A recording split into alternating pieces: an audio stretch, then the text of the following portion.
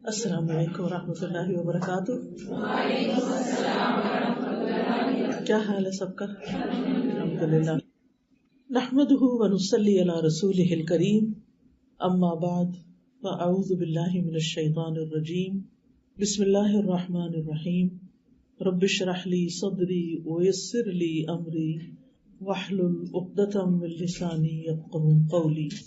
دنیا میں کوئی انسان ایسا نہیں جو یہ کہے کہ مجھے کوئی غم نہیں، کوئی پریشانی نہیں، کوئی فکر نہیں، کوئی تکلیف نہیں، کوئی بیماری نہیں، کوئی دکھ نہیں، کوئی درد نہیں، کچھ بھی نہیں. اس دنیا میں اللہ سبحانہ وتعالیٰ نے انسانوں کے امتحان کے لیے، انسانوں کو آزمانے کے لیے چند آزمائشیں بھی رکھی ہیں. لیکن جب انسان اس دنیا سے چلا جائے گا، یعنی آخرت میں، اور اللہ کی مرضی کے مطابق زندگی بسر کر کے جائے گا، تو پھر وہاں ایسی جنت ہے جس میں کوئی غم ہے ہی نہیں، کوئی بیماری نہیں، بڑھاپا نہیں، دکھ نہیں، پریشانی نہیں، خوشیاں ہی خوشیاں ہیں، خوشیاں ہی خوشیاں ہیں، نعمتیں ہی نعمتیں ہیں. لیکن اس کی ایک قیمت ہے، اور وہ ہے اللہ کی اطاعت اور فرما برداری. اور جہاں تک اس دنیا کا تعلق ہے تو ہم جتنے بھی سال زندہ ہیں، ہمیں کچھ نہ کچھ مشکلات تو ہوں گی. اس کے لیے اللہ تعالیٰ نے ہمیں پہلے سے ہی ذہنی طور پہ تیار کر دیا.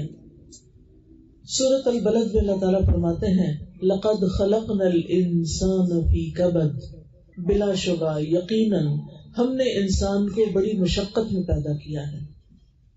یعنی اس سے مراد وہ سختیاں، وہ تکلیفیں اور مشقتیں ہیں جو انسان دنیا کے اندر برداشت کرتا ہے، اور پھر وہ تکلیفیں بھی جو برزخ یا قبر کے اندر برداشت کرے گا، اور وہ بھی جو قیامت کے دن حشر کے میدان میں اس کو تکلیفیں دیکھنی ہوں گی.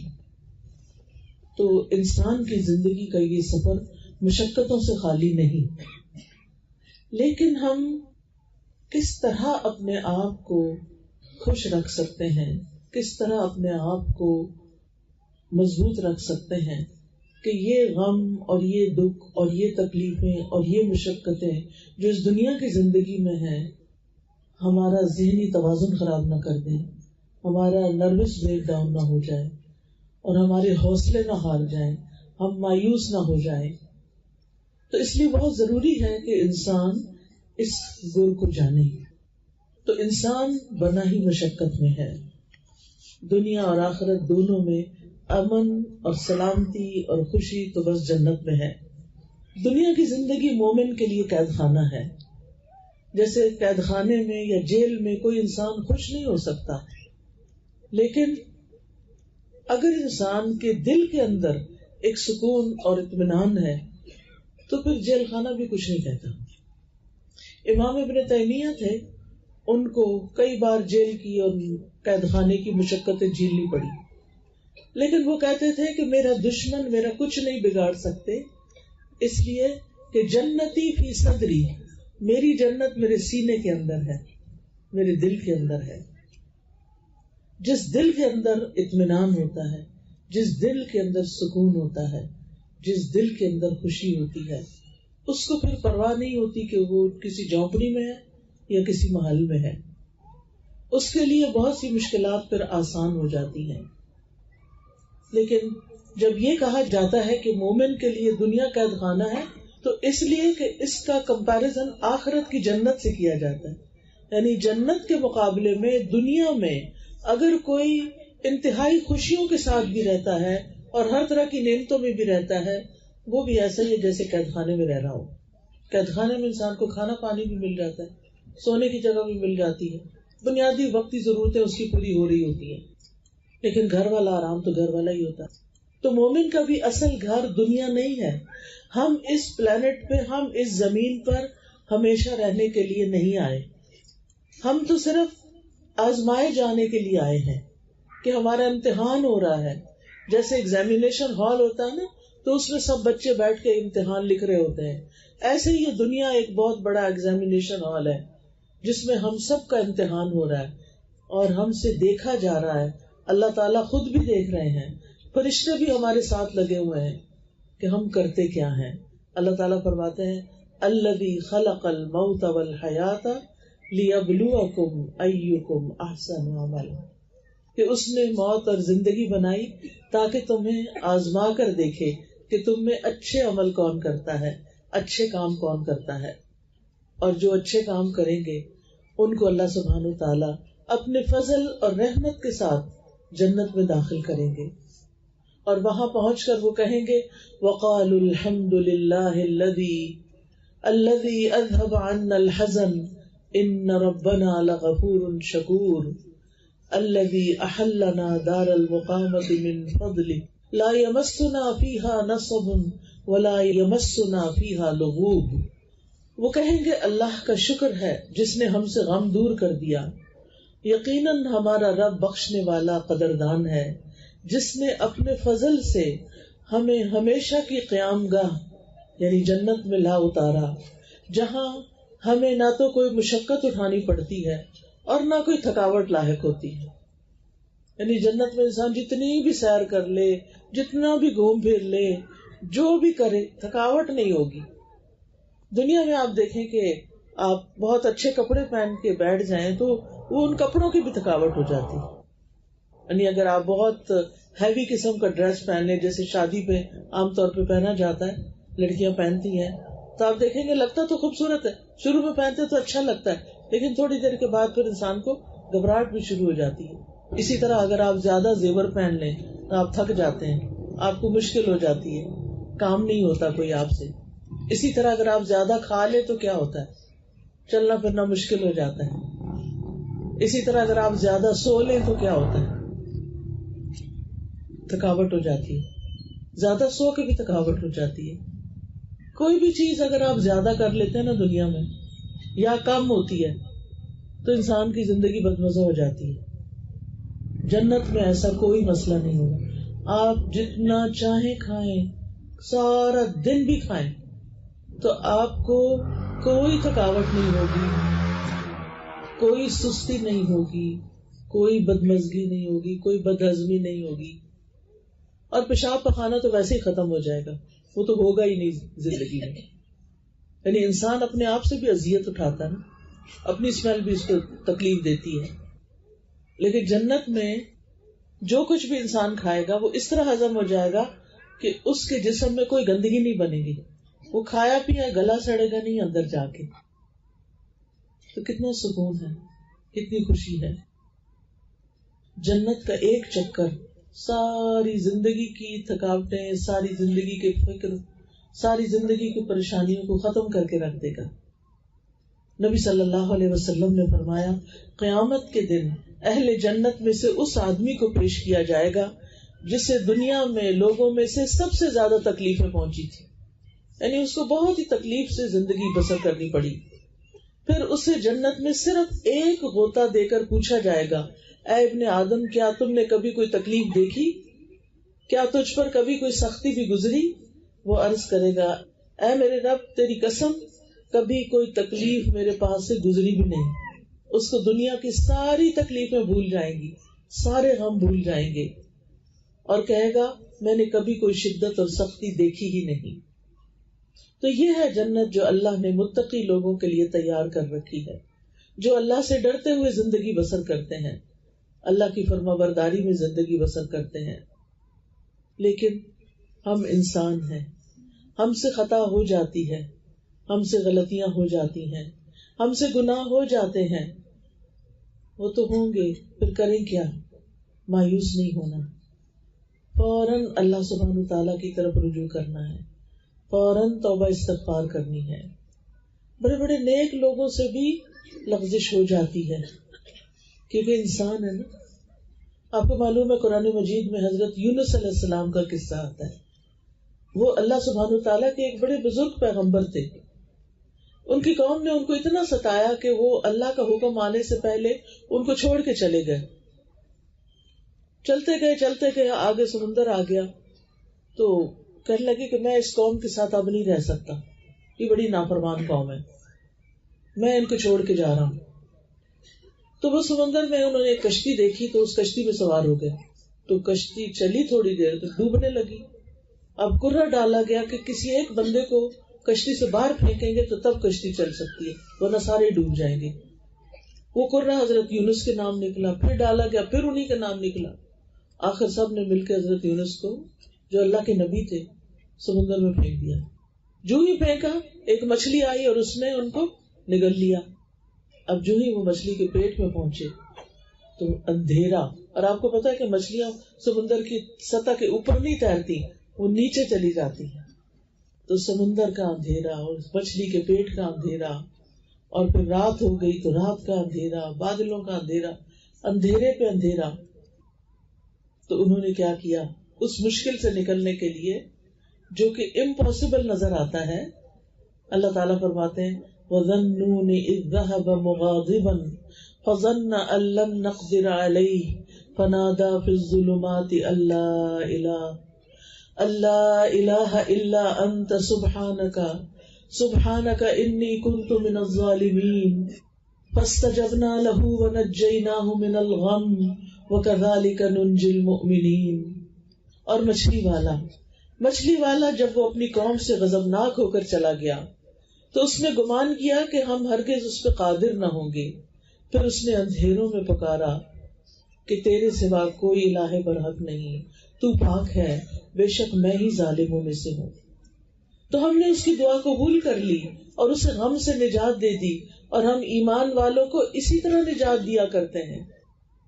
تو اس کا کیا مطلب ہے کہ غم کی حالت میں، پریشانی میں، جب سارے دروازے بند ہو جائیں، جب انسان مچھلی کے پیٹ میں چلا جائے، تو پھر کس کو پکارے، پھر کس کی مدد مانگے، پھر کس کو یاد کرے، پھر کس سے فریادیں کرے؟ وہاں کون سنتا ہے؟ صرف اللہ سنتا ہے، کوئی اور نہیں سنتا. نہ ماں، نہ باپ، نہ بہن، نہ بھائی، نہ کوئی رشتہ دار، کوئی بھی نہیں سنتا، صرف اللہ ہی سن سکتا ہے. تو انہوں نے اللہ ہی کو پکارا. اور ویسے بھی ہم دیکھیں ہر نماز میں سورۃ فاتحہ پڑھتے ہیں، اور سورۃ فاتحہ میں ہم کیا پڑھتے ہیں؟ ایاک نعبد و ایاک نستعین. صرف تیری ہم عبادت کرتے ہیں اور صرف تجھ سے ہی ہم مدد چاہتے ہیں، تو ہی ہمارے لیے کافی ہے. حسبنا اللہ و نعم الوکیل، نعم المولا و نعم النصیر. کافی ہے ہمیں اللہ کی مدد کافی ہے. حسبنا اللہ و نعم الوکیل، بڑا بہترین کارساز ہے، وہی اصل کام بنانے والا ہے. نعم المولا و نعم النصیر، بہترین مددگار، بہترین مدد فرمانے والا، بہترین کارساز، بہترین حمایتی. ابراہیم علیہ السلام کو جب آگ میں پھینکا گیا تو انہوں نے کیا پڑھا تھا؟ حسبی اللہ لا الہ الا هو علیہ توکلت وہو رب العرش العظیم. انہوں نے بھی حسبی اللہ پڑھا. یونس علیہ السلام نے اللہ کو پکارا اور اللہ سبحانہ وتعالیٰ نے مچھلی کو حکم دیا اور اس نے ان کو لا کے کنارے پہ ڈال دیا. اور وہ بڑے ہی پریشان حالت میں تھے، تکلیف میں تھے، لیکن اللہ سبحانہ وتعالیٰ نے ان کی تکلیف دور کر دی اور ان پر ایک کدو کی بیل اگا دی جو سایہ بھی کرتی تھی، اور پھر کدو کھا کے انہوں نے اپنا علاج بھی کر لیا. اور پھر واپس اپنی قوم کی طرف گئے تو قوم بھی توبہ کر چکی تھی. اور یہاں پر اللہ سبحانہ وتعالیٰ فرماتے ہیں کہ فَاسْتَجَبْنَا لَهُ وَنَجَّيْنَاهُ مِنَ الْغَمِّ، ہم نے اس کی دعا قبول کر لی اور ہم نے اسے غم سے نجات دی.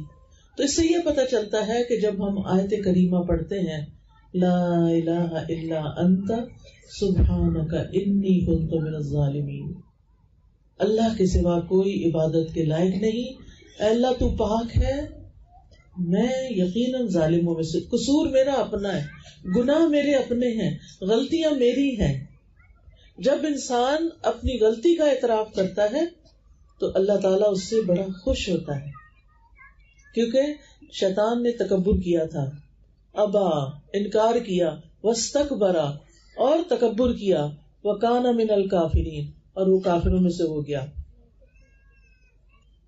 تو جب انسان اللہ کے حکم سے انکار کرتا ہے اور تکبر کرتا ہے کہ میں بڑی چیز ہوں اور اللہ کا حکم نہیں مانتا، تو پھر اللہ تعالیٰ کی ناراضگی آتی ہے. شیطان انسان کا دشمن ہے، شیطان انسان کے پیچھے لگا رہتا ہے اور وہ اس کے دل میں طرح طرح کے خیالات ڈالتا ہے، وسوسے ڈالتا ہے، اور کبھی کبھی اس کو ایسی باتیں سکھاتا ہے، اللہ نے تمہارے لیے کیا کیا، تمہاری تو کوئی دعائی قبول نہیں ہوتی، کوئی فائدہ نہیں اللہ تعالیٰ کو پکارنے کا، جاؤ کسی اور کے پاس. لیکن ہم دیکھتے ہیں کہ کس طرح اللہ سبحانہ تعالیٰ نے اس دعا کی بدولت یونس علیہ السلام کو معاف فرما دیا، اور یونس علیہ السلام کو غم سے نجات دی، اور ساتھ ہی خوشخبری دی کہ اور سارے مومنوں کو بھی ہم ایسے ہی نجات دیتے ہیں. یعنی مطلب کیا تھا کہ اگر کوئی شخص کسی تکلیف اور غم اور مصیبت کے وقت یہ دعا پڑھتا ہے تو اللہ تعالیٰ اس کی تکلیف کو دور کر دیتے ہیں. آیت کریمہ پڑھیں، سنائیں مجھے.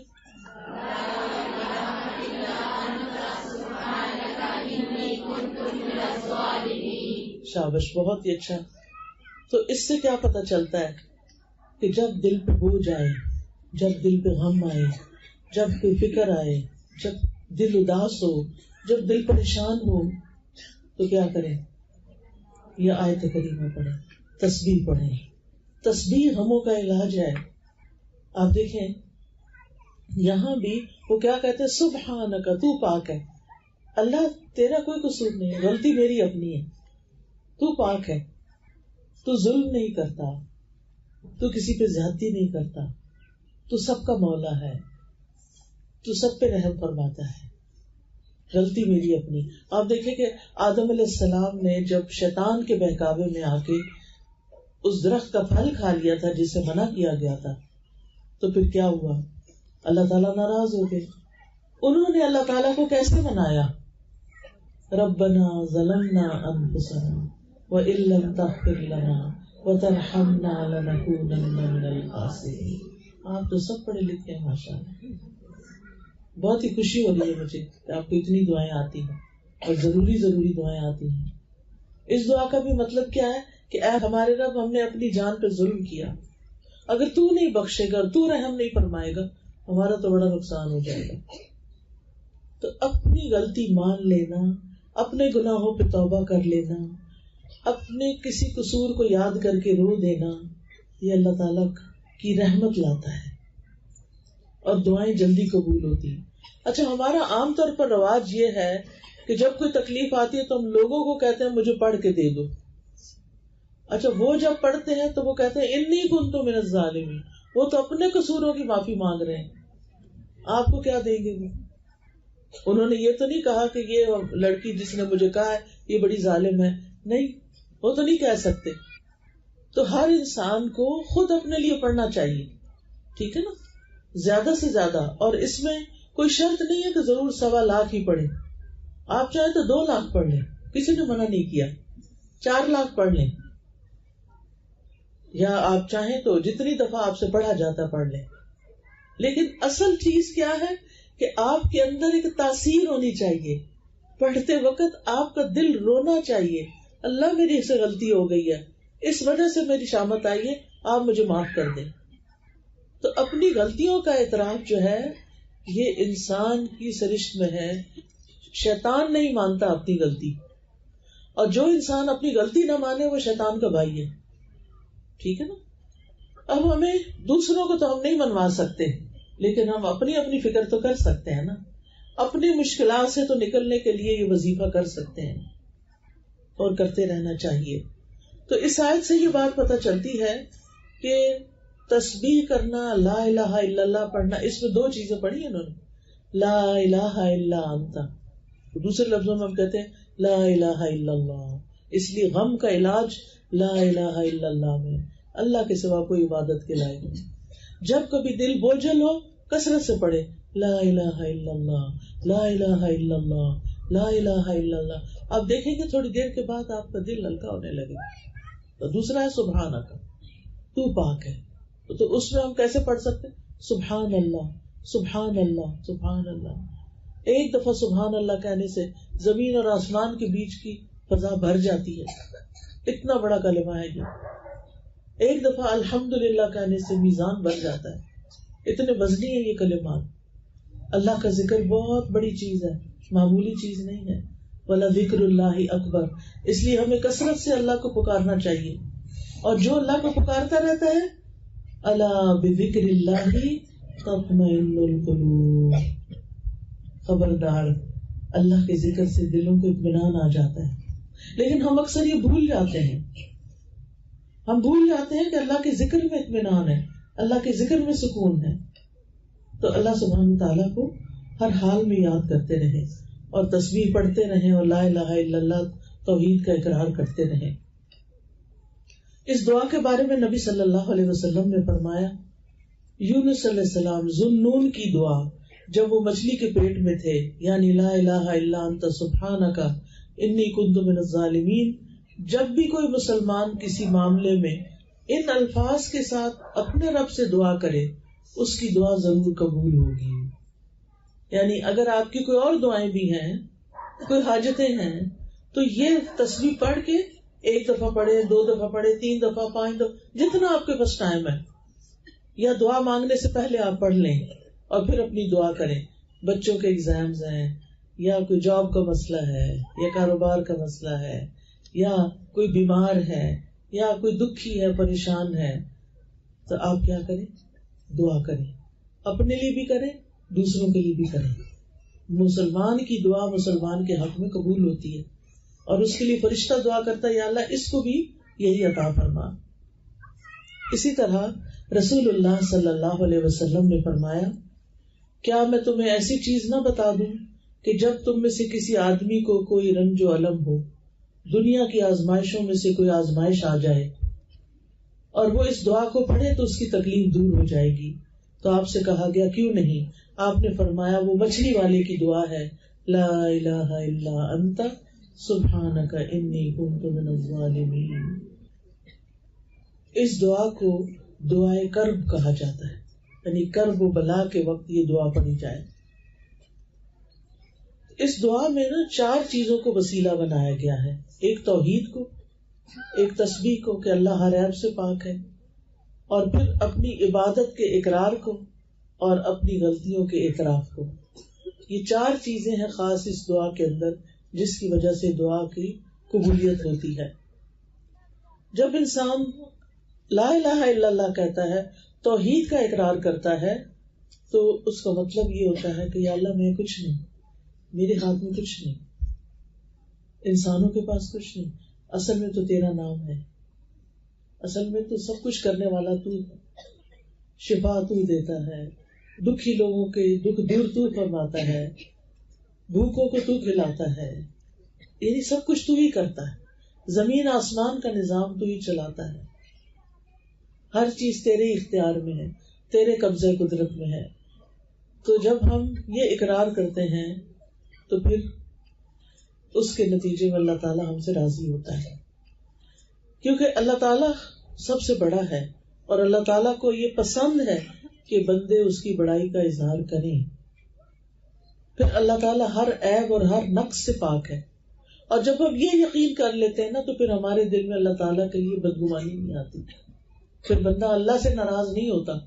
کئی لوگوں کو دیکھا گیا ہے اگر ان کا مسئلہ حل نہ ہوتا نماز ہی چھوڑ دیتے ہیں. توبہ توبہ، اس سے توبہ کرنی چاہیے. کبھی بھی اللہ تعالیٰ کے ساتھ ضد نہیں لگانی چاہیے. کیا کوئی اللہ سے جیت سکتا ہے؟ کوئی اللہ کو ہرا سکتا ہے؟ ہرگز بھی نہیں، کبھی بھی نہیں ہو سکتا. اس لیے اپنی غلطیوں کو دیکھنا چاہیے، اللہ تعالیٰ سے بدگمان نہیں ہونا چاہیے. بعض اوقات ایسا ہوتا ہے کہ ہماری زندگی میں کوئی ایسی چیز آ جاتی ہے جو ہمیں بڑی ناپسند ہوتی ہے. مثلاً کسی لڑکی کی شادی کسی ایسی جگہ ہو گئی کہ اس کے سسرال اس کو پسند نہیں ہے، کسی کو اپنا شوہر پسند نہیں، کسی کے لیے کوئی اور مشکل کھڑی ہو گئی. ایسی چیزیں زندگی میں ہوتی رہتی ہیں. پھر انسان کہتا ہے میں کیا کروں، کس طرح اس مسئلے سے نکلوں، کیا کروں، کیسے کروں. لیکن جب وہ یہ دیکھتا ہے کہ اللہ تعالیٰ فرماتے ہیں قرآن مجید میں، عسیٰ ان تکرہوا شیئا ویجعل اللہ فیہ خیرا کثیرا، ہو سکتا ہے ایک چیز تمہیں سخت ناپسند ہو اور اللہ تعالیٰ اس میں بہت بڑی خیر ڈال دے. بعض اوقات آپ کی ٹرانسفر کسی اور شہر میں ہو جاتی ہے، آپ کا کاروبار کہیں اور ہوتا ہے، آپ کو اپنے دوست، ماں باپ، بہن بھائی چھوڑنے پڑتے ہیں. یہ سارے دکھ کے وقت ہوتے ہیں، لیکن پھر آپ کیا سوچتے ہیں اس میں بھی کوئی خیر ہوگی، اس کے پیچھے بھی کوئی حکمت ہوگی. اللہ تعالیٰ میرے حق میں کبھی بھی برا نہیں کرتا، اللہ تعالیٰ بڑا ہی مہربان ہے. یا اس میں کوئی خیر ہوگی، کوئی فائدہ ہوگا. اور بعض سلف صالحین کہتے ہیں کہ ایک میرا فیصلہ ہوتا ہے اور ایک اللہ کا فیصلہ ہوتا ہے. نافذ تو اللہ کا فیصلہ ہوتا ہے. جب وہ اللہ کا فیصلہ نافذ ہو جاتا ہے اور وہ میری مرضی کے خلاف بھی ہوتا ہے تو تب بھی میں خوش ہوتا ہوں. میں کہتا ہوں میرا رب مجھ سے زیادہ جانتا ہے، میرے حق میں کیا بہتر تھا اس کو زیادہ پتا ہے. مثلا آپ کو بیٹے کی بڑی خواہش ہے اور بیٹی پیدا ہو جاتی، کتنا دکھ لگ جاتا ہے لوگوں کو. بعض لوگ تو بیٹی دیکھتے بھی نہیں ہیں، عید ہی کو جا کے دے دیتے ہیں یا مار ڈالتے ہیں یا پھینک دیتے ہیں. ایسے بھی واقعات ملتے ہیں. یا بیوی کو گھر سے نکال دیتے ہیں حالانکہ اس میں بیوی کا کوئی قصور نہیں. وہ تو اللہ کا فیصلہ ہے نا. جس کو چاہے بیٹے دے، جس کو چاہے بیٹیاں دے، جس کو چاہے دونوں دے، جس کو چاہے کچھ بھی نہ دے. یہ تو اللہ کا فیصلہ ہے. یہ تو اس کو پتا ہے کہ کس کے ساتھ کیسا معاملہ کرنا ہے. بندے کا کام کیا ہے کہ اللہ کے فیصلوں پر راضی ہو جائے، یہ سوچ کے کہ اللہ زیادہ علم والا ہے، اللہ کی حکمت زیادہ ہے. اگر مجھے نہیں پتا تو یہ میری اپنی عقل کا قصور ہے کیونکہ میری عقل چھوٹی ہے. اللہ نے پتہ نہیں اس بیٹی سے کیا کام لینا ہے. مجھے خود اپنا واقعہ یاد ہے کہ جب میں پی ایچ ڈی کرنے کے لیے گلاسگو گئی تو مجھے نہیں پتا تھا کہ میں تیسری بیٹی ایکسپیکٹ کر رہی ہوں. اب یہ تھا کہ پڑھائی بہت سخت تھی اور پاکستان کا سسٹم ذرا ریلیکس ہوتا ہے، وہاں کا سسٹم بھی بڑا مختلف تھا. اور پڑھنے میں مجھے ہر چیز نئی، کھانا نیا، رہن سہن نیا. یعنی پاکستان اور یو کے کا بہت بڑا فرق ہے. اچھا اب کیا کروں، اور اوپر سے کچھ کھایا نہ جائے، جو کھاؤں باہر نکل آئے. اچھا جس کو پتا چلے وہ ایک ہی مشورہ دے، تم اس کو ابارٹ کر دو، ختم کر دو. تم کیسے پڑھو گی، یہ تو تم کیسے سنبھالو گی، پتہ نہیں کیسے کیسے خوف دلائے. میں نے ایک ہی ٹھانی ہوئی تھی، میں نے کہا یہ اللہ کا فیصلہ ہے، میں کسی جان کو نہیں لے سکتی. مجھے جینے کا حق ہے، اس بچے کو بھی جینے کا حق ہے. مجھے حق نہیں کہ میں اس بچے کو مار ڈالوں، چاہے ابتدائی دنوں میں کیوں نہ ہو. کیونکہ بہت ارلی سٹیج پہ دل دھڑکنا شروع ہو جاتا ہے، لائف شروع ہو جاتی ہے. روح تو بعد میں آتی ہے لیکن اس سے پہلے بھی جو گروتھ ہو رہی ہوتی ہے وہ لیونگ چیزیں ہوتی ہیں جو گرو کرتی ہیں نا. وہ ڈیڈ تھوڑی ہوتی ہے چیز. جو مردہ چیز ہوتی ہے وہ تو بڑھتی ہی نہیں، وہ تو ادھر ہی رک جاتی ہے، وہ تو ختم ہو جاتی، گر جاتی ہے خود ہی. لیکن جو زندہ ہوتی ہے اس کو تو نہیں آپ مار سکتے. خیر میں نے تو اللہ کا فیصلہ سمجھ کے قبول کر لیا. اللہ نے بیٹی دی، اللہ نے سنبھالنے کی توفیق دی، اللہ نے سارے انتظام کر دیے. اور الحمدللہ آج وہی بیٹی میری آنکھوں کی ٹھنڈک ہے کہ کوئی قرآن پڑھاتی ہے. تو میں سوچتی ہوں کبھی کبھی میں کام اٹھتی ہوں کہ اگر میں کسی وقت بھی کمزور پڑ کے لوگوں کی باتوں میں آ کے اور مشوروں میں آ کے میں یہ فیصلہ کر لیتی تو آج مجھے یہ خوشی تو نصیب نہ ہوتی. تو بعض اوقات 4 بچے نا 5واں انوانٹیڈ نہیں چاہیے تھا، نہیں چاہیے، کیوں ہو گیا، کیوں ہو، بس ضد لگائی ہوئی ہے، ختم ہو جائے، رو رہے ہیں، دو رہے ہیں، کچھ نہ کچھ کھا پی رہے ہیں تاکہ خود ہی ابارٹ ہو جائے. نہیں، اللہ نے فیصلہ کیا نا، آپ کو دینا چاہتا ہے اللہ، بس لے لیں. کسی جان کو نہ مارے، بہت بڑی پکڑ. لیکن ہمارے ہاں عام طور پہ ہم بچے ستاتے ہیں، بالکل ستاتے ہیں، اس میں کوئی شک ہی نہیں. لیکن آپ کو پتا ماں بننا کتنا بڑا اجر کا کام ہے، کتنا بڑا اجر کا کام ہے. ایک ایک لمحہ جو وہ اس کے ساتھ گزارتی ہے. اگر ماں کے پاؤں تلے جنت ہے تو خود ماں کے لیے جنت نہیں ہوگی. پھر اگر وہ اللہ تعالیٰ کی عبادت کرتی ہے، اللہ کو مانتی ہے اور اچھے کام کرتی ہے، حتیٰ کہ اگر ایک بچہ فوت ہو جاتا ہے تو وہ بھی ماں کے لیے سفارشی بنے گا اور وہ ماں کو جنت میں لے جا کے چھوڑے گا. تو یہ بچے کو معمولی چیز تھوڑی ہے. ٹھیک ہے تکلیف ہے لیکن ان مع العسر یسرا. آپ دیکھیں اگر آپ کے پاس بچے نہیں ہیں اور آپ بازار سے گڑیا خرید کے لے آتے ہیں، ٹوائے خرید کے لے آتے ہیں، بھالو خرید کے لے آتے ہیں، جو آپ نے دیکھا ہوگا کہ بہت فیشن چل پڑا ہے نا بچوں کو اسٹف ٹوائے دینے کا. وہ لوگ دیتے ہیں جو اپنے بچے پیدا نہیں کرتے، وہ اتنے بڑے بڑے بھالو بنا کے تو بچوں کو دیتے ہیں. کیا یہ روئی کا بھالو اور انسان کا بچہ ایک چیز ہے؟ جو خوشی آپ کو ایک اصلی بچے سے ہوتی ہے وہ ان گڑیوں سے تھوڑی ہوتی ہے. یعنی کتنا انسان کی مت مار دی نا شیطان نے، اور انسان شیطان کے پیچھے لگ گیا. کہ ہمیں بچے نہیں چاہیے، ابھی نہیں چاہیے، ابھی نہیں چاہیے. کہاں سے کھلائیں گے؟ رازق آپ ہیں، آپ رازق ہیں، آپ نہیں رازق.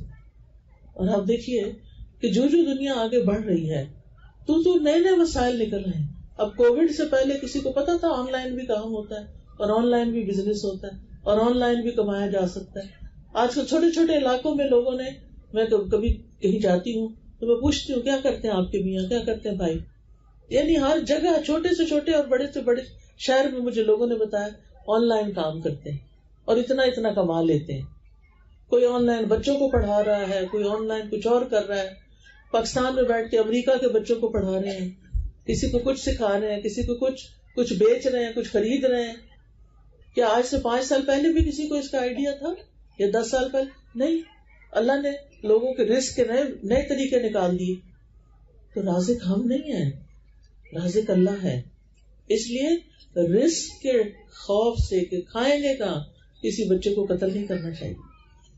وہ بھی ایک جان ہے اور اس کا بھی حق ہے کہ وہ جیے. تو بہرحال اگر کسی سے کوئی ایسا گناہ ہو گیا ہے تو اللہ سبحانہ وتعالیٰ سے بہت بہت توبہ کرے تاکہ اس کی وجہ سے اپنی آخرت خراب نہ ہو. تو یاد رکھیے اگر کوئی تکلیف آ جاتی ہے اور غم لگ جاتا ہے تو غمگین رہنا کوئی نیکی کا کام نہیں ہے، یہ یاد رکھیے. اگر کوئی شخص یہ کہتا نا اچھا کوئی بات نہیں، غم ہے تو ٹھیک ہے، بس اب غم لگ گیا ہے، اب ایسے ہی ٹھیک ہے، ایسے ہی زندگی گزرے گی. نہیں نہیں نہیں، غم سے باہر نکلنا ہے. امام ابن قیم کہتے ہیں جان لیں غم راستے کی رکاوٹوں میں سے ہے. یعنی اللہ کی طرف جو راستہ جاتا ہے نا اس میں یہ رکاوٹ ڈال دیتا ہے. بندے کے اندر ہمت نہیں رہتی عبادت کی، بندے کے اندر شوق نہیں رہتا عبادت کا. وہ کہتے ہیں یہ ایمان کے مراتب اور مقامات میں سے نہیں ہے اور نہ ہی اللہ کے راستے پہ چلنے والوں کی منزل ہے یہ غمگین اور دکھی ہونا. یہی وجہ ہے کہ اللہ نے کسی ایک جگہ پر بھی غم کرنے کا حکم نہیں دیا، بلکہ کیا کہا ہے فَأَصَابَكُمْ غَمًّا بِغَمٍّ لِكَيْ لَا تَحْزَنُوا عَلَى مَا فَاتَكُمْ وَلَا مَا أَصَابَكُمْ. جنگ احد میں مسلمان ہار گئے تھے نا، مسلمان شہید بھی ہو گئے تھے 70 کے قریب. تب مسلمانوں کے گھر گھر میں شہادتیں تھی، پورا مدینہ متاثر تھا، سب غمگین تھے.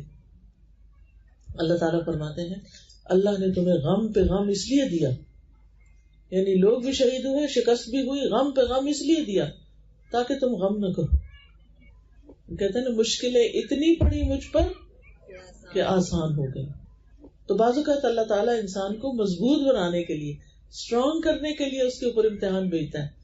اس بندے سے کوئی کام لینا ہوتا ہے تو غم آ جائے، دکھ آ جائے تو وہاں بیٹھ نہیں رہنا، اٹھ کے کچھ کرنا ہے، اس کو جھٹکنا ہے، اس سے باہر نکلنا ہے. اور غم سے ہمیں منع کیا گیا ہے. اور جنت میں جا کے لوگ کہیں گے الحمدللہ الذی اذھب عنا الحزن، اللہ کا شکر جس نے ہم سے غم دور کر دیا. پھر اسی طرح اللہ تعالیٰ فرماتے ہیں لِكَيْ لَا تَحْزَنُوا عَلَى مَا فَاتَكُمْ وَلَا مَا أَصَابَكُمْ، تم ایسی بات پہ غم نہ کرو جو تمہارے ہاتھ سے نکل جائے. جو چیز ہاتھ سے نکل گئی اس پہ غم نہ کرو. کوئی اپرچونٹی تھی، کوئی مال تھا، کوئی چوری ہو گیا، کوئی ٹوٹ گیا. آپ دیکھیں خواتین کو اپنے برتن بڑے پیارے ہوتے ہیں نا، کراکری کے سیٹ، یہ میرے جہیز کا، یہ میری امی کے جہیز کا. اس دن کو مجھے بتا رہا تھا کہ ان کے جہیز کا ہے، جبکہ وہ خود بھی دادی بن چکی. ان کے جہیز کے برتن انہوں نے نکالے، ہم لوگ کھانے پہ تھے تو خوشی بھی ہوئی. خیر میں یہ واقعہ اس لیے بیان کر رہی کہ اس سے آپ اندازہ لگائیں کہ ہم کتنا سنبھال کے رکھتے ہیں کہ اگر 40 سال پہلے یا 50 سال پہلے بھی شادی ہوئی فار ایگزامپل تو اس وقت سے چیزیں سنبھالی. اب اس میں سے عام طور پر کیا ہوتا ہے اگر کوئی اتنی سی چیز بھی ٹوٹ جائے نا بچے کے ہاتھ سے تو ہم بچے کو توڑ کے رکھ دیتے ہیں مار مار کے یا ڈانٹ ڈانٹ کے، اور اس غم کو دل پہ لے لیتے ہیں. نہیں، ایسا کبھی بھی نہ کریں. آپ کا بچہ اس برتن سے زیادہ قیمتی ہے. بس تکلیف تو سخت ہوتی ہے لیکن اس کو صبر سے، کنٹرول سے برداشت کر جانا، پی جانا ہے. انا للہ و انا الیہ راجعون پڑھ کے بات ختم. کیونکہ اگر آپ اب کہیں کہ کیوں تم نے یہاں رکھا، کیوں ٹوٹا، کیسے ہو گیا، ویسے ہو گیا، کیا وہ نکل آ کے واپس بن جائے؟ نہیں، کچھ بھی نہیں ہوگا. لیکن آپ کا بچہ کانفیڈینس لوز کر جائے گا, اس کا ماں سے اعتبار ٹوٹ جائے گا, وہ کہے گا میری ماں تو برتنوں کو مجھ سے زیادہ چاہتی ہے, میں نہیں پیارا, برتن زیادہ پیارے. پھر بچوں کے اندر نا ماؤں کے خلاف ایک نفرت آنے لگتی ہے. ان کے بس انا للہ پڑھو, اور آئندہ دھیان رکھنا کہ جس طریقے سے ٹوٹا نہیں, غلطی دوبارہ نہ ہو. انسان اپنی غلطیوں سے سیکھتا ہے, غلطیاں سیکھنے کے لیے ہوتی ہیں, نہ کہ ان کے اوپر بیٹھ جانے سے. اسی طرح آپ دیکھیں کہ ام موسیٰ کو جب حکم ہوا کہ موسیٰ علیہ السلام کو وہ لپیٹ باندھ کے کیا کریں, کاسکٹ میں ڈالیں, ٹوکری میں ڈالیں اور اس کو دریا کی نظر کر دیں, انہوں نے ایسے ہی کیا. تو اللہ تعالیٰ نے ان کی طرف الہام کیا کہ اس بچے کو دودھ پلاتی رہو, پھر جب تجھے اس کے قتل کا خوف ہو تو اسے دریا میں ڈال دینا, اور نہ ڈرنا نہ غم کرنا. منع کیا, غم نہیں کرنا. بچہ ہاتھ سے جا رہا ہے, ڈرنا بھی نہیں کہ ڈوبے گا, اور غم بھی نہیں کرنا کہ بچہ چلا گیا. آپ دیکھیں کہ بچے تو ہر عمر کے پیارے ہوتے ہیں, لیکن وہ بچہ جو دودھ پی رہا ہو ماں کا, وہ تو ماں کو بڑا ہی پیارا ہوتا ہے. یعنی دودھ پیتے بچے کی جو حرکتیں ہوتی ہیں اور جو اس کی معصوم ادائیں ہوتی ہیں, وہ ماں باپ کا دل موہ لیتی ہیں. ایسے میں اگر کسی کا بچہ فوت ہو جائے یا چلا جائے ہاتھ سے, یا بعض لوگ اپنا بچہ کسی کو دے ڈالتے ہیں کہ دوسرے کے پاس بچہ نہیں ہے, میں تو اس سے سخت خلاف ہوں. ایسا نہیں کرنا چاہیے. یعنی ہم کیا چاہیں گے کہ ہمیں ہمارے ماں باپ سے دور کیا جائے؟ کبھی بھی نہیں. تو اگر اللہ نے آپ کو نہیں دیا تو کوئی بات نہیں دیا, کوئی وجہ ہی ہوگی نا. تو اب آپ اس چیز کے پیچھے نہ پڑے کہ کسی کا بچہ پیدا ہو اور آپ وہ بچہ اس ماں سے لے لیں, وہ نہ اپنی ماں کا دودھ پیے, نہ اپنی ماں کے سینے کو لگے. وہ جو خوشبو سونگتا رہا اتنا عرصہ, اب اس خوشبو سے ماں کی محروم کر دیا جائے, تو ایسا نہیں کرنا چاہیے. کل کسی نے مجھے بڑی حیرت انگیز ایک بات سنائی. تو سوچ رہی تھی کہ یہ محبت بھی کیا چیز ہوتی ہے, یہ لگاؤ بھی کیا چیز ہوتا ہے, اور یہ محسن کا احسان ماننا بھی کیا چیز ہوتی ہے. کہتی کہ میرے بچے نے مرغا پالا ہوا ہے, جب چھوٹا سا بچہ تھا, چک تھا, اس کو پالا, کھلایا پلایا, وہ مرغا بڑا ہو گیا. کہتی کہ جب میرا بچہ اسکول جاتا ہے, صبح 7 بجے اس کو جانا ہوتا ہے, تو وہ اپنے چپل اتار کے جاتا ہے, جو مرغا اس کے آنے تک ان چپلوں پہ بیٹھا رہتا ہے, وہاں سے ہلتا نہیں. یعنی مالک گیا ہے اسکول پڑھنے, بچہ ہے چھوٹا سا, اور مرغا پیچھے اس کو یاد کرتا ہے. یہ محبت ایسی چیز ہوتی ہے. تو جس ماں نے 9 مہینے اپنے پیٹ میں رکھا ہے, وہاں سے وہ بچہ نکلے اور وہ کسی اور کے ہاتھ میں چلا جائے, زیادتی ہے بچے کو. ہمیں اللہ کے فیصلوں کو قبول کر لینا چاہیے. اگر اللہ نے بچہ نہیں دیا کوئی بات نہیں, قیامت کے دن یعنی جو لوگ جنت میں جائیں گے نا, تو وہ بچے کی خواہش کریں گے تو ان کے پاس بچہ آ جائے گا, یعنی بغیر پیدا کیے تکلیف اٹھائے سیدھا آ جائے گا, اور وہ ریئل بچہ ہوگا. جو مانگیں گے اللہ تعالیٰ ان کو دے گا, لیکن شرط کیا ہے, دنیا میں صبر کرو. انما یوفی الصابرون اجرہم بغیر حساب. تو بہرحال موسیٰ علیہ السلام کی والدہ نے اللہ کا حکم سمجھ کر بچے کو پانی کی نظر کر دیا. پھر اسی طرح نبی صلی اللہ علیہ وسلم اور حضرت ابو بکر صدیق رضی اللہ عنہ ایک غار میں تھے ہجرت کے سفر میں. کون سی غار تھی؟ غار ثور. غار حرا میں تو تھے نبوت سے پہلے, اور غار ثور میں تھے ہجرت کے بعد. جب وہ اس غار میں چھپے ہوئے تھے نا, تو دشمن بالکل سر پہ پہنچ گئے. حضرت ابو بکر رضی اللہ عنہ سخت گھبرا گئے. تو رسول اللہ صلی اللہ علیہ وسلم نے ان کو کیا کہا تھا؟ لا تحزن ان اللہ معنا. غم نہ کرو, بے شک اللہ ہمارے ساتھ ہے.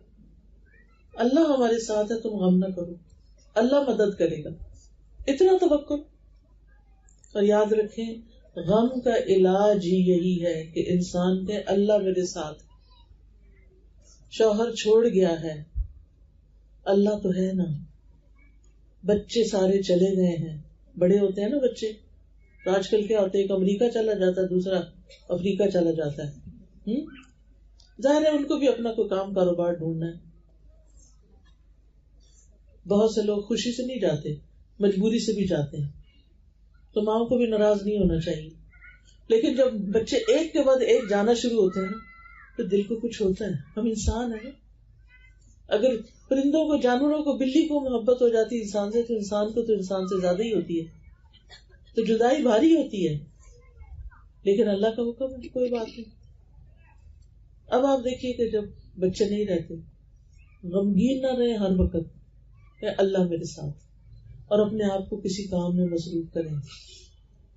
میں نے دیکھا جو عورتیں خدمت خلق کے کاموں میں لگی رہتی ہیں، یعنی بچوں کو بھی پالتی ہیں لیکن اس کے ساتھ ساتھ رشتہ داروں کا خیال رکھتی ہیں، غریبوں کا خیال رکھتی ہیں، مہمانوں کا خیال رکھتی ہیں اور ہمسایوں کا خیال رکھتی ہیں. جب ان کے بچے چلے جاتے ہیں تو یہ سارے لوگ اس کے پاس آ جاتے ہیں جن کا وہ اب تک خیال رکھتی رہی، وہ اس کا دل بہلانے لگتے ہیں. سب سے زیادہ جس چیز سے انسان کا ایمان بڑھتا ہے اور سب سے زیادہ جس چیز سے انسان کا حوصلہ بڑھتا ہے وہ ہے قرآن کا پڑھنا اور پڑھانا. میں آپ سب سے یہی درخواست کروں گی، کچھ بھی کریں، اگر آپ کا ناظرہ ٹھیک نہیں تو عمر کوئی بھی ہو، 50 سال ہو، 60 سال ہو، 70 سال. میں ایک آرٹیکل پڑھ رہی تھی، ایک 80 سال کی عورت نے پورا قرآن حفظ کیا، پورا قرآن، لگی رہی کئی سال لگ گئے لیکن اس کا حفظ ہو گیا. کتنا بڑا ذخیرہ خزانہ ہے جو وہ اپنے ساتھ لے کے جائے گی. اب جو خواتین پڑھنے لکھنے میں لگ جاتی ہیں، چاہے وہ بوڑھی ہو چکی ہوں، چاہے مشکل ہو، ان کے لیے پھر غم نہیں رہتے. ان کو اتنی اچھی مصروفیت مل جاتی ہے کہ وہ بچے کال بھی کریں تو کہتے ہیں، بعض خواتین مجھے بتاتی کہتے ہم پڑھ رہے ہوتے ہیں کیونکہ سبق دیر سے یاد ہوتا ہے، زیادہ پڑھنا پڑتا ہے، ہم پڑھ رہے ہوتے ہیں، بچے کا فون آتا ہے تو میں تھوڑی سی بات کر کے، اچھا بچے پھر بات کریں گے، میں ذرا پڑھ رہی ہوں. پھر یہ حال ہو جاتا ہے، پھر پڑھنے کی اتنی دلچسپی لگ جاتی ہے، سارے غم بھول جاتے ہیں. اور آپ کو پتا طالب علم کے لیے فرشتے پر بچھاتے ہیں، کسی تاجر کے لیے نہیں بچھاتے، کسی بادشاہ کے لیے نہیں بچھاتے، طالب علم کے لیے بچھاتے ہیں، خوش ہو کر اس کام سے جو وہ کر رہا ہوتا ہے. لہذا اگر آپ غموں سے چھٹکارا چاہتے ہیں تو قرآن کے اندر ہی یہ پاور ہے کہ وہ آپ کو غم سے نجات دلا دیتا ہے. لہذا ناظرہ ٹھیک نہیں، الف بے سے شروع کر لے، قاعدہ شروع کر دیں، زیر زبر ٹھیک کریں، وہ ٹھیک ہے، لفظ لفظ کا ترجمہ یاد کریں کہ اس کا مطلب کیا ہے، اللہ تعالیٰ کیا چاہتے ہیں. ایک ہوتی ہے قرات، ایک ہوتی ہے تلاوت. قرات ہوتی ہے خالی عربی پڑھنا، اور تلاوت ہوتی ہے تلا یتلو تلون، تلاوتن کا مطلب ہوتا ہے کسی چیز کے پیچھے جانا، یعنی جو الفاظ ہیں ان کا مطلب جاننا، ان پر عمل کرنا، ان کی پیروی کرنا، یہ جو حکم ملا وہ کرتے جانا. یہ کتاب ہدایت ہے. قیامت کے دن اس کے مطابق پرکھا جائے گا بندوں کو، جنت جہنم کا فیصلہ اس کے مطابق ہوگا. یہ فیصلہ کرے گی کتاب کہ کس کو کہاں جانا چاہیے. تو ہمیں خود پتہ ہونا چاہیے کہ ہم کیا صحیح کرتے ہیں اور کیا صحیح نہیں کرتے. تو اس کے لیے الحمدللہ آج شہر میں بہت ساری بچیاں قرآن پڑھ کے آئی ہوئی ہیں اور کلاسز بھی لے رہی ہیں، اور بھی اللہ تعالیٰ ان کو توفیق دے اور ان کو بہترین جزا دے کہ جو دوسروں کی خدمت میں لگی ہوئی ہیں. تو میں سمجھتی ہوں کہ ہم میں سے ہر شخص جو اس مجلس میں موجود ہے اسے اپنے ساتھ تہیا کر لینا چاہیے کہ میں نے مرنے سے پہلے اللہ کی باتیں ضرور سمجھنی ہے، کہ اللہ تعالیٰ نے یہ جو کتاب میرے پاس بھیجی اور 1400 سال سے اس میں کوئی تبدیلی نہیں ہوئی، یہ کیا کہتی ہے، یہ کیا بتاتی. ایک حرف پر 10 نیکیاں. کوئی اور کام بتائیں مجھے ایسا کہ وہ کرنے پہ 10 نیکیاں اکٹھی مل جائے. حرف اتنا چھوٹا کام، حرف جتنا، الف لام میم 3 حرف ہیں، 30 نیکیاں. تو جو شخص پورا سپارہ پڑھ جائے، جو شخص پورا قرآن حفظ کر جائے، پھر اس کی کتنی نیکیاں، اس کے درجے کتنے، وہ کہاں پہنچے گا. اور اگر ہم نے یہ کام نہیں کیا، اللہ کے کلام کو نہیں پکڑا، تو پھر ابن قیم کہتے ہیں 4 چیزیں جسم کو برباد کرتی ہیں: پریشانی، غم، بھوک اور بیداری، یعنی صحیح نیند نہ لینا. وہ کہتے ہیں پریشانی اور غم انسان کے ارادے کو کمزور کر دیتا ہے، زندگی میں کچھ کرنا چاہتا نہیں کر سکتا، دل میں کمزوری پیدا کر دیتے ہیں، بندے اور اس کے کاموں میں محنت کرنے کے درمیان رکاوٹ بن جاتے ہیں، جو کام اس کے لیے مفید ہوتے ہیں وہ کرنے نہیں دیتے، یعنی غم. اور پھر غم انسان کے علم کے رستے میں بھی رکاوٹ بن جاتے ہیں. ابراہیم بن ادم کہتے ہیں غم 2 طرح کے ہوتے ہیں، ایک غم تمہارے حق میں ہے، ایک غم تمہارے خلاف ہے. بس وہ غم جو تمہارے حق میں ہے وہ آخرت کے بارے میں غم کرنا ہے کہ وہاں کیا بنے گا، اور اس کی خیر و برکات کے بارے میں سوچنا. اور وہ غم جو تمہارے خلاف ہے وہ دنیا اور دنیا کی زینت کے بارے میں غم کرنا، دنیا کے کھونے کے بارے میں غم کرنا. تو انبیاء جو تھے ان کو آخرت کا غم ہوتا تھا. صحابہ کرام کو آخرت کی فکر ہوتی تھی کہ ہماری قبر میں کیا ہوگا ہمارے ساتھ. حسن بصری کا حال یہ ہوتا کہ جب ان سے کوئی ملاقات ہوتی ایسے لگتا کہ جیسے ان پہ کوئی مصیبت آئی ہوئی ہے، اور فکر ان کو کس چیز کی ہوتی کہ آخرت میں کیا ہوگا، مرنے کے بعد کیا ہوگا. اسی طرح اگر ان سے کوئی نماز کھو جائے تو ان کو غم لگ جاتا. وہ ایک دوسرے سے افسوس کرتے جیسے کوئی فوت ہو گیا ہے، یہ نماز فوت ہوتی ہے. لیکن آج آپ دیکھیں کہ ایک کے بعد ایک نماز چھوڑ دیتے ہیں لوگ اور ان کو کوئی پریشانی نہیں ہوتی. اس لیے نماز کو پکا کر لینا چاہیے. جو لوگ فجر کی نماز نہیں پڑھتے، خاص طور پر ان کے لیے نبی صلی اللہ علیہ وسلم کو خواب میں ان کی سزا دکھائی گئی کہ ایک شخص لیٹا ہوا اور ایک شخص کے ہاتھ میں پتھر ہے، وہ کھڑا ہے. وہ کھڑا شخص لیٹے ہوئے شخص یعنی جو نماز کے وقت سویا رہتا ہے اس کے سر پہ پتھر مارتا ہے، سر کچلا جاتا ہے، پھر وہ پتھر اٹھاتا ہے، پھر مارتا ہے، پھر مارتا ہے. یہ سزا بھگتنی آسان ہے. تو اس لیے فجر کی نماز بالکل مس نہ ہو. اس کا مطلب نہیں کہ باقی کر لو، نہیں، فجر سیدھی ہو جائے تو پھر باقی بھی ٹھیک ہو جاتی ہیں. حدیث میں آتا ہے جس کی عصر کی نماز فوت ہو گئی اس کا گویا گھر اور گھر والے سب تباہ ہو گئے. اتنا بڑا نقصان ہے ایک عصر کی نماز چھوڑنے کا. تو بہنوں، نماز تو کسی حال میں نہیں چھوڑنی، اس کی تو سخت پوچھ ہے. تو غم اس چیز کا لگنا چاہیے کہ ہماری نماز نہیں رہی، نماز چھوٹ گئی. پھر اسی طرح ایک اور چیز کا غم لگنا چاہیے کہ ہر دن ہماری زندگی کم کر رہا ہے. ہم تو برتھ ڈے منانے کے چکر میں پڑ گئے ہیں نا کہ خوش ہوتے ہیں کہ ایک سال اور زیادہ مل گیا. اصل حقیقت کیا ہے کہ ایک سال زندگی کا کم ہوا ہے. پتہ نہیں کس بات کی خوشی مناتے. لوگ مجھ سے پوچھتے ہیں کہ برتھ ڈے منائے کہ نہ منائے، تو میں ان سے پوچھتی ہوں کہ برتھ ڈے کیوں مناتے ہیں؟ اس لیے مناتے ہیں کہ ہماری زندگی میں ایک سال بڑھ گیا. میں کہا واقعی بڑھ گیا، واقعی. مثلاً پچھلے سال آپ 20 سال کے تھے، اب آپ 21 سال کے ہو گئے، تو جو آپ کی ٹوٹل عمر تھی مثلاً 40 سال کسی عمر ہے، تو جب 20 سے وہ 21 کا ہوتا ہے تو باقی اس کے پاس کیا رہ گیا؟ 19 رہ گئے. زندگی کم ہوئی یا زیادہ ہوئی؟ کم ہوئی. تو آپ کے بچے بھی بعض اوقات ہو سکتا ہے آپ کو کہتے ہو سکتا ہے اس علاقے میں نہ ہو، مجھے نہیں معلوم کہ کتنا اس کا اہتمام ہے، کیونکہ وہ وبا سب تک پھیلی ہوئی ہے، کووڈ کی طرح ہر جگہ پہنچی ہوئی ہے، اور سوشل میڈیا کی وجہ سے ہر چیز ہر جگہ پہنچ جاتی ہے.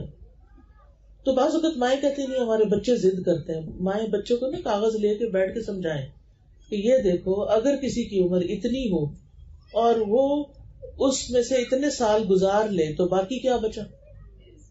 کم رہ گیا یا زیادہ ہو گیا؟ کم رہ گیا. زندگی کم ہونے پہ تھوڑی خوش ہوتے ہیں. تو کانسیپٹ ہی غلط ہے. پھر آپ دیکھیں کہ اگر انسان کا دل پریشان رہتا ہے، غمگین رہتا ہے، تو اپنا علاج ضرور کرنا چاہیے. اپنے آپ کے سال میں نہیں چھوڑنا چاہیے. سب سے پہلی چیز یہ ہے کہ اللہ سبحانہ و تعالیٰ کا ذکر، جو ابھی تصویر بتائی آپ کو. پھر تقدیر پہ یقین. قل لن یصیبنا الا ما کتب اللہ لنا. ہمیں ہرگز کچھ مصیبت نہیں آ سکتی مگر جو اللہ چاہے. پھر اللہ سے اچھا گمان رکھنا. ہم و غم ملنے پہ اجر کی نیت رکھنا کہ اگر مجھے کوئی تکلیف آئی ہے تو اس پر اللہ نے مجھے بڑا اجر لکھا ہے. پھر اپنے سے نیچے والے کو دیکھنا. مثلا کسی کا شوہر فوت ہو گیا تو عام طور پہ کیا ہوتا ہے، بچیاں جو ہیں وہ ماں باپ کے گھر چلی جاتی ہیں، کوئی کمانے والا نہیں رہتا.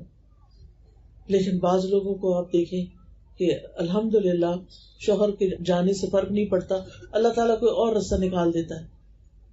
تو ان لوگوں کے بارے میں سوچیں کہ جن کی شادی نہیں ہو، یا جن کی جوانی میں کوئی شوہر فوت ہو، یا جن کے بچے ہی کوئی نہیں. آج وہ اٹک میں ایک درس تھا تو ایک خاتون اپنے بارے میں بتانے لگی، نہ ان کی ماں ہے، نہ باپ ہے، نہ بھائی ہے، نہ اولاد ہے، 2 بیوہ بہنیں ہیں. بات یہ ہے کہ ایسے بھی لوگ ہوتے ہیں جن کا کوئی بھی نہیں اللہ کے سوا، اور بہنیں بھی بیوہ، وہ آپ کی کیا مدد کر سکتی. تو اللہ ہے نا، جس کی زندگی میں اللہ ہے نا ادھر اس کی زندگی میں کمی نہیں ہونی چاہیے. جب بھی کوئی چیز جائے تو آپ کہیں اللہ ہے نا، میرے لیے اللہ کافی ہے. میرا اللہ میرے ساتھ ہے، میرا اللہ میری مدد کرے گا، تو انشاءاللہ آپ دیکھیں گے کہ واقعی اللہ مدد کرے گا. پھر انبیاء کی زندگی کے بارے میں پڑھیں کہ ان کی زندگی میں کیسی کیسی تکلیفیں تھیں. پھر اللہ کی ہدایت کی پیروی کریں، قرآن پڑھنا شروع کر دیں، تسبیحات پڑھیں، نماز سے مدد حاصل کریں، کیونکہ نماز چھوڑنے والے سے اللہ کی مدد ختم ہو جاتی ہے. پھر صدقہ خیرات کیا کریں، کیونکہ صدقے سے بلائیں ٹلتی ہیں. دین پر استقامت اختیار کریں، ہر طرح کے حالات میں اللہ سے راضی رہیں، کاش کا لفظ نہ بولا کریں، لوگوں کی خدمت شروع کر دیں اور کثرت سے دعائیں کریں. خود بھی اپنے بچوں کو بھی سکھائیں اور یا حی یا قیوم برحمتک استغیث پڑھا کریں. اللہم رحمتک ارجو فلا تکلنی الی نفسی طرفۃ عین لا الہ الا انت. چلے ہم دعا کر لیتے. سبحان اللہ والحمد للہ ولا الہ الا اللہ واللہ اکبر ولا حول ولا قوة الا باللہ العلی العظیم. اللہم صل علی محمد وعلى آل محمد كما صليت على إبراهيم وعلى آل إبراهيم إنك حميد مجيد. اللهم بارك على محمد وعلى آل محمد كما باركت على إبراهيم وعلى آل إبراهيم إنك حميد مجيد. ربنا آتنا في الدنيا حسنة وفي الآخرة حسنة وقنا عذاب النار. ربنا لا تزغ قلوبنا بعد إذ هديتنا وهب لنا من لدنك رحمة إنك أنت الوهاب. ربنا هب لنا من أزواجنا وذرياتنا قرة أعين واجعلنا للمتقين إماما. یا اللہ جو کچھ ہم نے پڑھا سنا ہے ہمیں اس پر عمل کی توفیق دے، تو ہم سب سے اس کو قبول کر لے. اللہ ہم سب کا یہاں آنا بیٹھنا سننا اللہ اس کو اپنی رضا کے لیے قبول کر لے. یا رب العالمین تو ہمارے والدین پر اپنی رحمت نازل فرما. رب ارحمہما کما ربیانی صغیرا. یا اللہ ہمارے بچوں پر اپنی رحمت فرما، ان کو نیک ہدایت عطا فرما، انہیں ہمارا فرما بردار بنا، ان کو سچا پکا ایمان عطا فرما. یا رب العالمین تو جتنی بھی بہنیں آئی ہیں ان بہنوں کی جتنی بھی دعائیں ہیں، ان کے دلوں میں جو تمنائیں ہیں اللہ ان کو پورا فرما، ان کی تکلیفیں دور فرما، ان کے دکھ دور فرما، ان کی پریشانیاں دور فرما. یا رب العالمین جن بچیوں کی تکمیل ہوئی ہے انہوں نے قرآن پاک پڑھنے میں جو محنت کی ہے اللہ تعالیٰ اس کو قبول فرما اور انہیں اپنے کام کے لیے چن لے اور ان سے اپنے دین کی بہترین خدمت لے اور ان میں سے ہر بچی کم از کم 10 لوگوں کو قرآن پڑھائے. یا رب العالمین تو ہم سب کو اپنی رضا سے نواز، ہمارے دلوں میں ایک دوسرے کی خیر خواہی پیدا فرما دے، ہمارے گھروں میں سکون پیدا فرما دے. یا اللہ جنہوں نے اس مجلس کا اہتمام کیا ہے انہیں اس کی بہترین جزائے خیر عطا فرما، ان کی حسنات میں لکھ لے. جنہوں نے یہ انتظام کیا ہے اور اس کام کے لیے اتنی محنت کی ہے یا رب ان کی اس محنت کو قبول کر لے اور انہیں اس کا دنیا اور آخرت میں بدلہ عطا فرما. ربنا تقبل منا انك انت السميع العليم وتب علينا انك انت التواب الرحيم. وصلى الله تعالى على خير خلقه محمد وعلى آله وأصحابه وأهل بيته أجمعين برحمتك يا أرحم الراحمين. سبحانك اللهم وبحمدك أشهد أن لا إله إلا أنت أستغفرك وأتوب إليك. السلام علیکم ورحمۃ اللہ وبرکاتہ.